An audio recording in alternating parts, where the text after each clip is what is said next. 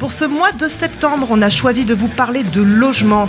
En effet, nous avons vécu une période inédite. Le 16 mars dernier, rappelez-vous, notre pays rentrait dans une période de confinement où partout le mot d'ordre était « restez chez vous ». Je vous demande de rester chez vous. Pour vous protéger et protéger les autres, restez chez vous. Le mot d'ordre est clair. Restez chez vous. Oui, reste à la maison, c'est la formule gagnante. Mais quid des personnes qui n'ont pas d'accès au logement ou qui vivent dans des conditions insalubres? Selon le dernier rapport de la Fondation Abbé Pierre sur le mal logement publié en janvier 2020, près de 4 millions de personnes vivent dans des conditions insalubres ou absence de logement personnel. Parmi elles, 143 000 sont même sans domicile. Dans l'agglomération bordelaise, les associations estiment qu'il y a entre 2005 et 3 000 personnes qui vivent dans des squats ou des bidonvilles. Alors pour lutter contre cette situation, des élus, des associations, mais surtout des citoyens se mobilisent et c'est le cas de nos premiers invités puisqu'on reçoit Elsa Laborde, présidente de l'association La Ferme des Lilas. Vous êtes aussi travailleuse sociale et musicienne. Bonjour à vous Elsa. Bonjour. Accompagnée d'une autre Elsa, c'est Elsa Maillot qui est donc trésorière de cette association. Bonjour. Bonjour. Vous êtes accompagnée aussi de votre vice-président qui nous fait un petit bonjour de la régie technique puisqu'on ne pouvons pas être nombreux. Bonjour à vous et merci d'être avec nous. Alors vous êtes actuellement sur la construction d'un projet d'ouverture d'une ferme d'accueil, d'hébergement et d'activité pour les personnes sans domicile fixe dans le sud Gironde. Cette émission, les deux Elsa, si vous voulez bien, on va parler de ce projet et déjà nous expliquer pourquoi ce projet. Sur quel constat ? Alors, c'est un constat national, effectivement, avec des chiffres, quand on regarde le nombre de SDF, mais aussi, on a été sensibilisés en tant que musiciens, puisqu'on a pu participer à des concerts de soutien pour les SDF, à des repas organisés dans la rue, et puis dans nos professions aussi, donc, puisque je suis effectivement assistante sociale, nous sommes 4 amis qui partageons depuis plusieurs années les mêmes valeurs de solidarité, de partage, d'entraide, et je crois que c'est ça qui nous réunit aujourd'hui autour de ce public de SDF pour créer cette ferme, un petit peu un projet innovant, quelque chose de nouveau en fait. Voilà. Alors justement, on va peut-être nous parler de ce projet. Qu'est-ce que vous avez envie de faire? Et après, on va parler des étapes de ce projet. Parce qu'on ne monte pas un projet de ferme comme ça pour des sans-domicile fixe du jour au lendemain. Alors, c'est quoi votre objectif à travers ce projet? Pourquoi une ferme d'ailleurs? Alors, une ferme parce que... Alors, du coup, peut-être qu'Elsa peut répondre aussi, pour être proche de la nature. Alors, oui, en effet, on voulait... en fait, ce qu'on veut, c'est pas seulement offrir un hébergement, c'est aussi offrir une insertion sociale et professionnelle, peut-être à l'issue. Voilà, redonner un peu de confiance en soi pour ces personnes qui arriveront de la rue, en règle générale. Et du coup, on voulait utiliser plusieurs médias, notamment, en effet, donc la nature, l'environnement, les animaux de la ferme, le média aussi de la culture, parce qu'on aimerait avoir un espace culturel.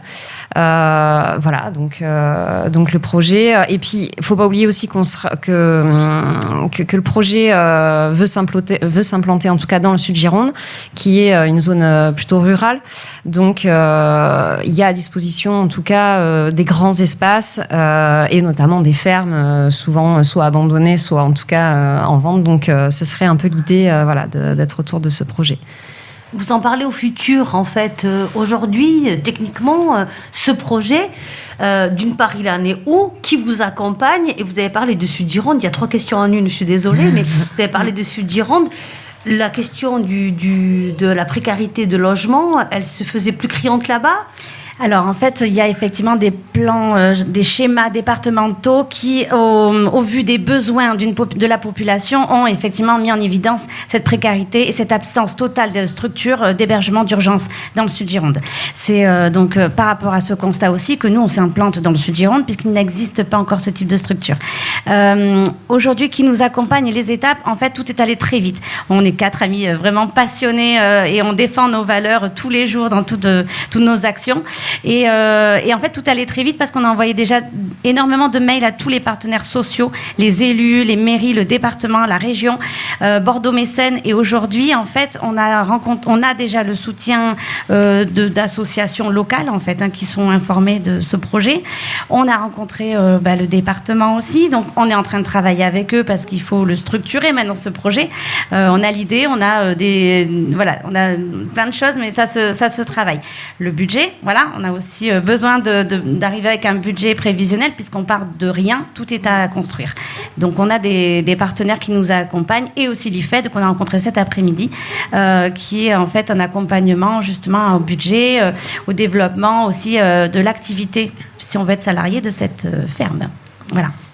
Et actuellement, donc, vous êtes toujours à la recherche d'un terrain et donc de la ferme proprement dite, du terrain d'abord en tout cas. Oui, en fait, on a plusieurs propositions pour nous. En fait, donc on va contacter les élus, voir déjà s'ils acceptent qu'on s'implante sur leur commune, et puis pourquoi pas un agriculteur qui aurait déjà une ferme, ou effectivement l'État qui nous dit on a un budget. On va pas chercher de ferme tant qu'on n'a pas de budget. On a des idées de ferme. Elsa, je crois que tu avais trouvé pas mal de choses qui nous convenaient. Oui, tout à fait. Il y a des fermes. Après, c'est vrai que quand on a rencontré le département, ils nous ont d'abord orienté de contacter les élus parce que c'est vrai que souvent les mairies ont des biens dont ils ne savent pas quoi faire. Donc, l'idée première, c'est d'abord de les contacter, savoir si ils ont en leur possession, alors, si évidemment ils sont en accord avec le projet et s'ils ont en leur possession un bien. Ce serait déjà plus facile dans ce sens-là. Donc à voir, c'est en cours de négociation. Et le prix du foncier n'est-il pas un frein? Parce qu'on a un certain nombre, en effet, de communes qui proposent des habitats à rénover, des fermes à rénover, qui sont prêtes à accueillir pour faire vivre leur village. Une ferme qui accueille des personnes en situation de précarité, je pense à certains foyers dans le sud Gironde qui accueillent des MNA, c'est un bras de fer permanent avec la population. Comment est-ce que vous envisagez je ne trouve pas d'autre mot que de vendre, en tout cas, de susciter l'adhésion justement de la population. Est-ce que ça peut se faire sans la population, pour poser les choses clairement? Je pense qu'en tant que citoyen, effectivement, c'est un projet innovant, mais en fait, on va aussi faire avec ce qui existe sur le Sud Gironde. On va vraiment mettre en valeur aussi tout le territoire. C'est-à-dire qu'il y a des producteurs locaux, on va travailler avec eux. Il y a déjà des associations économiques, et là, peut-être que je peux me tourner aussi vers Stéphane Odo, qui est notre vice-président, et qui peut nous parler de tout ce qui est activité et de tout ce partenariat avec le local, en fait. En fait, l'idée, justement, c'était de ne pas créer une structure qui se rajoute aux autres structures, mais créer une synergie, un endroit où les partenaires locaux qui sont déjà en place pourront travailler ensemble, en fait. Au niveau de la mixité aussi du public, pas faire recréer une structure qui accueille un type de public, mais qui peut s'ouvrir aussi sur de l'activité au niveau de la permaculture, de la vente, des chantiers d'insertion, enfin bref, il y a beaucoup de choses à faire. Coraline, allez. Dans votre projet, vous dites que vous voulez donc accueillir des SDF, des saisonniers et aussi faire de l'hébergement d'urgence. À terme, combien de personnes vous souhaiteriez accueillir ? Alors à terme, ça dépend ce que c'est à terme parce qu'on peut toujours voir plus loin, mais en tout cas au départ, l'idée ce serait d'avoir, dans notre idéal, d'avoir 4 hébergements d'urgence. 15 places pour des résidents sous contrat du coup avec un temps un peu plus long et pour les saisonniers la particularité c'est que qui dit saisonnier dit saison, donc ce serait surtout sur la période des vendanges, quand il y a des besoins, et là en fait l'idée ce serait de leur réserver un bout du terrain pour qu'ils viennent avec leur caravane, ce qu'ils ont en leur possession en tout cas pour se loger. Donc ce sera en fonction du nombre de mètres carrés qu'il y aura de possible pour eux et on accueillera le plus possible en tout cas. Ce qu'on a oublié de préciser, c'est qu'effectivement il y a la ferme avec ses chambres d'urgence, mais on a imaginé aussi l'implantation de chalets de type Emmaüs justement pour ces 10-15 personnes qu'on pourrait accueillir sur du plus long terme, puisqu'on ferait vraiment de la réhabilitation psychosociale. Le projet est très ambitieux parce qu'on a évidemment cette volonté d'ancrer dans un territoire, on l'entend bien, la volonté de travailler, ce que disait votre vice-président, je ne me trompe pas, de travailler avec les structures, avec les existantes, de prendre les compétences de chacun. Mais derrière, il y a aussi une sorte de CHRS, un habitat d'urgence et de l'accompagnement. Vous avez qui? Vous êtes 4, vous êtes toutes travailleuses sociales. Qui c'est qui va accompagner tous ces gens-là, jeunes, moins jeunes? Alors, on est 4 amis à l'origine, mais en fait, ce qui est formidable, c'est qu'on a une équipe de bénévoles dynamiques, énergiques, avec qui on travaille déjà. Et dans nos bénévoles et nos personnes qui nous accompagnent, on a 2 autres assistantes sociales, on a une psychologue, une éducatrice spécialisée et des bénévoles qui sont aussi dans la permaculture. Voilà. Par rapport aux citoyens, j'entends bien qu'effectivement, il va falloir aussi qu'on vende notre projet aux communes. On va arriver avec notre population en précarité, qui ont leurs problématiques. Est-ce qu'on ne va pas rajouter peut-être des difficultés à une commune qui déjà essaye de faire comme elle peut? Et on va vraiment axer sur peut-être justement de faire valoriser un territoire en termes de solidarité. Ouais, il y a énormément de choses qui se sont mises en place. On parlait du Covid. Après Covid, par exemple, il y a sur la commune de Langon un taxi solidaire qui s'est mis en place pour aider toutes les personnes qui n'ont pas pu se déplacer. Les personnes âgées. Donc il y a plein de choses avec la mairie, le CCS qui se sont mis en place parce qu'on est tous en fait en train de travailler auprès du même public. Et même la MDSI est en mesure de dire qu'il y a une population où il n'y a pas de solution aujourd'hui. Et c'est pour ces personnes-là qu'on voudrait offrir autre chose, une structure innovante. Voilà. Et justement, est-ce que la situation sanitaire vous a aidé pour ce projet? Finalement, est-ce que les personnes, donc les financeurs que vous avez été voir, ils ont été sensibilisés à cette cause par rapport à cette crise sanitaire qu'aurait pu... On allait vers un désastre humanitaire, il faut le dire. Concrètement, toutes les personnes à la rue qui étaient en train de mourir de faim aussi. Si elles ne mouraient pas du Covid, c'était de faim. En tout cas, qu'elles allaient mourir, qu'elles ne pouvaient pas se réfugier, elles, dans leur intérieur. Alors, est-ce que du coup, cette crise sanitaire, cette après-crise, du coup, les gens ont été plus à l'écoute de votre projet? Je ne pense pas, parce que justement, on avait des partenaires qui étaient là avant le confinement aussi, qui étaient présents. Alors, je vais citer le diaconat, qu'on avait rencontré, qui était partant pour nous soutenir dans ce projet. Et je pense qu'ils ont eu énormément de travail après du fait du confinement, de l'accompagnement des personnes déjà sur Bordeaux et sur la métropole, qui fait que on a beau leur renvoyer le projet, ils ne répondent plus. Je crois qu'ils sont débordés. Et justement, ce type de projet qui est innovant et qui demande beaucoup d'investissement au niveau du temps, du budget, non, je pense que ça ne nous a vraiment pas aidés. La preuve en est, c'est qu'on avait déjà nos rendez-vous au mois d'avril avec le département, avec le diaconat, qui se sont tous annulés en fait. Et quand on a repris, on a repris pas à zéro, parce qu'on a aussi cogité, on a évolué, on a fait avancer le projet dans notre tête, mais voilà, non, le confinement ne nous a pas du tout aidés. Et non plus pour la population, parce que justement les manques étaient sur Bordeaux, centrés sur Bordeaux, avec beaucoup de besoins sur Bordeaux. Nous, on est Sud-Gironde, donc... Je crois qu'Aïcha ou Coralie, vous avez une question encore. J'avais 2 questions. Donc vous êtes implanté dans le Sud-Gironde, mais le but c'est de drainer, disons, donc cette population précaire, vous disiez même de sortants de prison ou de SDF, même de Bordeaux justement, au-delà du Sud-Gironde. Alors en fonction, ça dépend aussi des critères d'admission et de la façon dont on va les admettre. Normalement, le schéma qu'on devrait faire si le département finance, c'est le SIAO ou le 115. Donc des personnes qui arrivent de tout le département. Bien sûr que nous, peut-être que dans nos critères, on va quand même privilégier le Sud-Gironde, et en fonction des places qu'il y aura, on pourra effectivement accueillir ceux de Bordeaux ou d'ailleurs. Il y a quand même une question de la précarité en milieu rural qui est rarement abordée. Parce que finalement, il existe des structures aussi, avec les moyens qu'elles ont. En ville, il en existe en tout cas. Et donc on peut faire, vous avez parlé du 115, on peut appeler... en milieu rural, en fait, il existe parfois des solitudes, des gens dans un isolement qu'on n'imagine peut-être pas. Est-ce que vous êtes allé...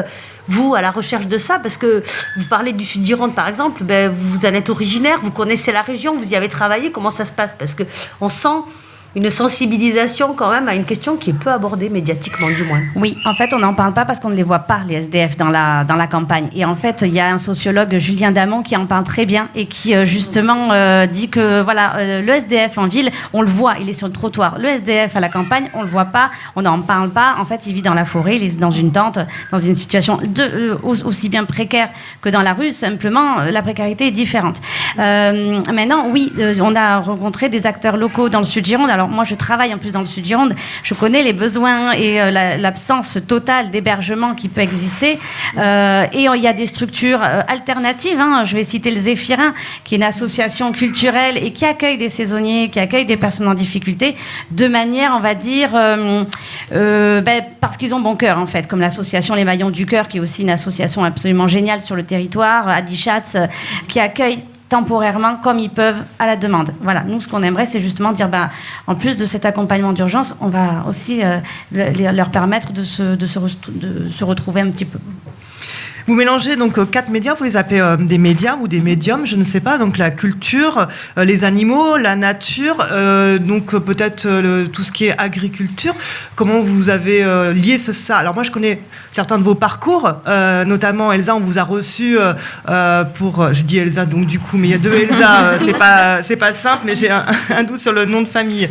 Vous êtes musicienne aussi, voilà, Elsa Maillot, vous êtes riche, en tout cas, vous avez plein de compétences, c'est plein de ressources, puisque vous avez à un moment monté un bar sur la commune de La Traîne, où vous proposiez des spectacles humoristiques. Enfin, vous faisiez venir des... Oui. Et concerts aussi. Et concerts aussi, voilà. D'ailleurs, vous êtes connue comme ça, il me semble. C'est ça. Voilà, je sais tout de vous, en fait. Et vous êtes pleine de ressources. Vous avez un autre parcours, il me semble, dans tout ce qui est développement durable. Développement durable, dans le domaine de la couture, voilà, de l'animation aussi, pure. Donc, ouais. Voilà, plein de ressources. Comment vous avez fait tout le lien là-dessus? Est-ce que vous y croyez, du coup, à ces médias ou ces médiums? Tout à fait. Et d'ailleurs, quand on dit qu'on est 4 amis, c'est qu'on est aussi 4 personnes avec justement énormément de compétences diverses, puisque Monsieur Odo, qui est là aussi, il est musicien, il est responsable de formation. Virginie Albanaise, qui est la 4e, qui a une expérience de serveuse, de cuisinière, de musicienne, d'éveil musical, de couture, d'esthéticienne. Enfin, voilà, on a toutes, en fait, on a tous un parcours en fait avec plusieurs facettes, et c'est ça qui fait qu'on se dit que dans cette structure on est en capacité d'accueillir sur toutes les dimensions en fait, autant sur la permaculture que sur l'art, que sur le travail social. Et si on mélange tout ça, je pense qu'on a tout simplement en fait une intégralité humaine en fait, avec voilà tout ce que représente un être humain, c'est-à-dire de la culture, manger, dormir, se nourrir, se vêtir, on a tout, se réinsérer, trouver un travail, un logement, accéder à des droits. À nous 4 en fait, je trouve qu'on représente... voilà, on est en capacité d'offrir tout ça. Et après, on a d'autres bénévoles qui ont encore plein d'autres choses à apporter, donc ça, c'est chouette. Comment vous allez les utiliser, ces médias, du coup? Alors, l'agriculture, par exemple, vous allez proposer des ateliers, vous allez avoir un agriculteur avec vous, vous allez vendre, vous avez un modèle économique, ça va vous donner un modèle économique. Tout ça, c'est des questions... Je me posais la question du modèle économique aussi, au-delà des subventions. Comment est-ce que... Ça, c'est un gros mot, le modèle économique, pour nous. Pour nous, ouais. Ça nous fait peur. Pour l'association, en général, ça n'aime pas ce mot-là, mais... Alors, pour répondre à ta question sur l'agriculture, on a l'idée et le projet donc d'avoir un potager en fait au sein de la ferme et évidemment d'être en lien et en partenariat avec des agriculteurs. Alors évidemment, il y aura obligatoirement une personne qui sera en charge en tout cas de cette partie-là. Après, l'idée aussi, c'est pas seulement de rester cloisonné dans la ferme, mais aussi de s'ouvrir, aux autres acteurs locaux, donc notamment les agriculteurs. Pourquoi pas envisager des partenariats avec des agriculteurs et envoyer en effet les résidents sur leur terrain pour qu'ils apprennent aux côtés d'eux. Voilà pour ça. Pour la musique, par exemple, la culture. Oui, la musique, moi je pensais aussi à la musicothérapie, à l'approche des sons, du corps, de la motricité, et puis aussi apprendre à écouter, en fait. Je pense que voilà, on peut aussi penser réhabilitation psychosociale en s'écoutant soi-même, en apprenant à écouter les autres pour essayer de trouver un projet, en fait, déjà, de vie, de qu'est-ce qu'on a envie de faire demain, qui nous motive et qu'on a envie de faire. Et je crois que si les personnes, on arrive à leur dire déjà demain, et que la personne se réveille en disant demain j'ai envie de faire quelque chose, je pense que déjà ça sera un grand pas. Voilà. J'avais juste envie de revenir, Sandrine, sur cette question de la crise sanitaire qui est évoquée. J'ai du mal à imaginer que ça ne change pas la donne, parce qu'en effet, remettre de la culture, de l'environnement dans la vie de personnes qui en manquent tellement, parce que tout le monde sait que c'est les premiers budgets qu'on sabre, la culture et tout le reste, et donc leur redonner déjà accès à ça, c'est déjà un projet extrêmement louable. Mais quand même, ce qu'on vient de traverser, ce qu'on continue de traverser, est-ce que ça vous questionne dans la manière dans la mise en place, ou vraiment pas du tout? J'avoue que moi, pas du tout. Moi non plus, pas du tout. En fait, le projet, on avait déjà des exemples de ce type de ferme. Il en existe 4 en France. C'est très très peu. Et c'est ce que je disais aussi, c'est que nous, on va le motiver comme ça aussi auprès des communes. On leur fait aussi une publicité. On valorise un territoire en disant, voilà, il n'y a pas beaucoup de structures comme ça. Et nous, c'est ce qu'on propose, c'est innovant. Et la crise, non, en fait, c'est vrai qu'on... Mais pas vraiment en fait, ça n'a pas changé pour nous, le public est le même et bien sûr en plus grande difficulté aussi, mais je trouve qu'il y a beaucoup de solidarité qui se sont mis en place, donc je trouve ça plutôt bien. Voilà, nous on s'est rapprochés des maraudes, je pense qu'il y a eu énormément de collectes aussi, y compris de masques sur Bordeaux.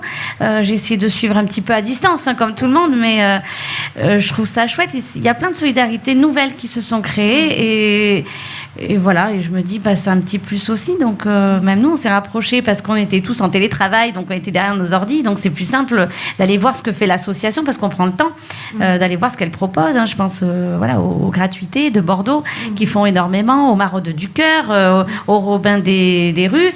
J'ai découvert toutes ces associations dont je connaissais le nom, mais concrètement, je n'étais pas allée leur parler. Donc, finalement, le confinement a eu ça de bien.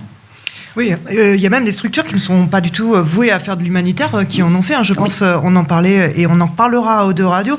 Des clubs de boxe, par exemple, des clubs de sport, où les bénévoles se sont tous mobilisés pour faire de l'aide alimentaire au plus près dans leur quartier. Ça, c'est quelque chose quand même qu'il faut noter parce que c'est vrai que dans ces crises, on peut avoir 2 comportements différents. On peut la jouer solidaire ou on peut pointer du doigt aussi. C'est toujours le risque c'est toujours les conséquences de ce genre de crise. Concrètement, alors est-ce que votre projet il a évolué depuis? Ça fait combien de temps déjà qu'il y a eu un moment, un changement quand même, un désir de changement de quelque chose? En tout cas, ça vient de là, un projet quand même. Ouais, on se dit c'est pas possible de continuer comme ça. Il me semble, c'est ce qui a dû vous animer au départ. Ben oui, 31 décembre 2019. Alors qu'est-ce qui s'est passé? Une envie de changement, nouvelle année. C'est vrai? Mais c'est un 31 décembre comme ça? Voilà. Normalement, on trinque, on boit le champagne, on a ses... C'est ce qu'on a fait. Autour d'une coupe de champagne, on a parlé. Mais surtout, on a envie d'un monde meilleur, en fait, de se dire, on se connaît depuis longtemps, on fait plein de choses merveilleuses ensemble, et si on faisait quelque chose d'encore plus gros, en fait. Je sais qu'on a fait des événements pour la famille, ça vient d'une idée, tout le monde est partant, hop, on se lance dedans, action. On y va. Et c'est un peu ce qui s'est passé le 31 décembre, et puis le 3 janvier, on avait envoyé déjà 90 mails à tout le monde. Et puis le 6 janvier, Bordeaux Mécène nous dit que c'est un super projet et qu'ils vont nous faire un appel à projet pour financer un des chalets. Et puis une semaine après, on rencontre le diaconat. Et puis donc voilà, tout va très vite. Et même le département a souligné un petit peu l'âme du projet. Ça faisait plaisir, parce qu'on y met vraiment tout notre cœur et notre passion en fait. Très bien. Et du coup, quand on dit comme ça, un 31 décembre, on a bu le champagne et ça y est, le lendemain, on a envoyé 90 mails, ça peut paraître... Est-ce que des fois, on vous a peut-être soupçonné d'être un peu utopiste, je sais pas, ou est-ce que ça a été plutôt bien pris, ce genre de projet, justement? Ils ont raison de dire qu'on est utopiste, mais c'est comme ça qu'on avance. Tant mieux, il faut des projets utopistes, mais après, utopiste sûrement dans l'idée, mais là, on est en train de leur prouver qu'on concrétise. Là, il y a une équipe de bénévoles absolument géniale qui se mobilise pour récolter du mobilier. Donc là, encore demain, il y a un lit donné qui arrive dans ma grange. Enfin, c'est du concret. Et concrètement, on n'est pas que utopiste, on est dans l'action, en fait. Et c'est ça qui est bien. De quoi vous manquez, c'est le moment ou jamais, aussi de faire un appel. De quoi est-ce que vous avez besoin, vous, le président peut-être? Le vice-président qui est un peu loin, il est parti. Allez-y, Elsa, commencez. Comment est-ce qu'on peut aider, nous, la ferme des Lilas? Eh bien, en parlant du 19, où on organise un événement à Villandreau, je ne sais pas si on en a parlé, parce qu'avec les enfants, il fallait éplucher les carottes, parce qu'il y a des carottes qui n'étaient pas épluchées, même si ça en fait partie aussi, voilà. Oui. Et tout le monde se mobilise pour donner de la visibilité, et on a besoin de prouver aussi qu'on peut collecter des fonds de manière autonome, organisée, responsable et solidaire. Voilà. Et puis on récolte du mobilier. Donc là, il y a énormément de gens dans le sud Gironde qui donnent de la vaisselle. On a à peu près 60 assiettes. Donc là, les assiettes, c'est bon. Voilà. Après, on récolte des lits. Il y a 2 matelas qui sont arrivés hier. On récolte, on a des télés. Après, il nous faut tout le mobilier dont on a besoin en fait pour quand on aura le terrain, parce qu'on va avoir avoir cette ferme. Voilà, c'est une certitude. Après, on lance des événements pour en parler toujours et puis pour récolter des fonds, en effet, comme le disait Stéphane. On a aussi lancé une cagnotte sur helloasso.com, si je ne me trompe pas, qui a été ouverte il y a 2 mois, mais c'est vrai que pour l'instant, on la laisse un peu en stand-by parce que tant que, comme disait Madame Darmian du département, tant que les racines de l'arbre ne sont pas ancrées dans le sol, il faut d'abord vraiment mettre les bases. Et une fois qu'on aura vraiment les bases, là, on pourra s'activer un peu plus sur les donations, on va dire. Voilà.